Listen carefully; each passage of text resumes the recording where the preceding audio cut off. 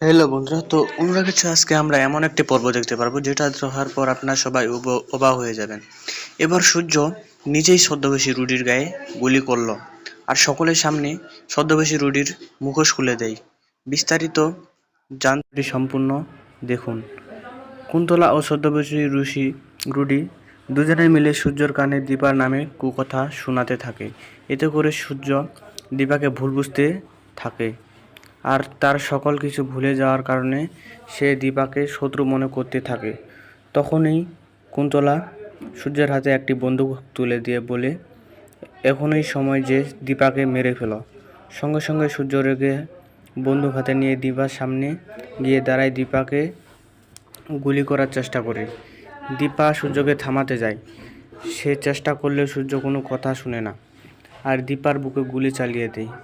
সঙ্গে সঙ্গে দীপা ডাক্তার বলে মাটিতে পড়ে যায়। রূপা ও সোনা সেখানে ছুটে এসে দীপার এমন অবস্থা দেখে বলে, উঠো বাবা,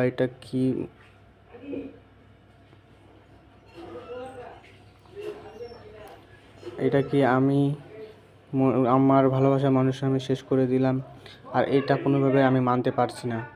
তখনই সূর্য আবার বন্দুকটা তুলে নিয়ে উঠে যে আমার ভুল বুঝিয়েছে এবং আমার দীপাকে শেষ করে আমি তাকে ছাড়বো না। সঙ্গে সঙ্গেই ছদ্মবেশী রুডির সামনে গিয়ে দাঁড়ায় সূর্য। ছদ্মবেশী রুডির দিকে বন্দুক তাক করায় রুডি ঘাবড়ে যায় আর সঙ্গে সঙ্গে সূর্যকে থামানোর চেষ্টা করে। তখনই সূর্য কুন্তলাকে ধাক্কা মেরে সরিয়ে দেয় আর সেই সুযোগটা কাজে লাগিয়ে ছদ্মবেশী রুডি পালাতে পারে না। তখনই ছদ্মবেশী রুডি আটকাতে যায় আর সকলের সামনে রুডির নকল চুলটা খুলে যায়।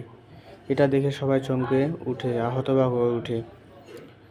রুডি নিজে বাঁচার জন্য সঙ্গে সঙ্গে লাবণ্যকে ধরে মারার চেষ্টা করছিল। তো এই ছিল আজকের এই পর্বে। তো পরবর্তী পর্বে কী হতে চলেছে সেটা দেখার জন্য আমাদের চ্যানেলটি অবশ্যই সাবস্ক্রাইব করে পাশেই থাকুন।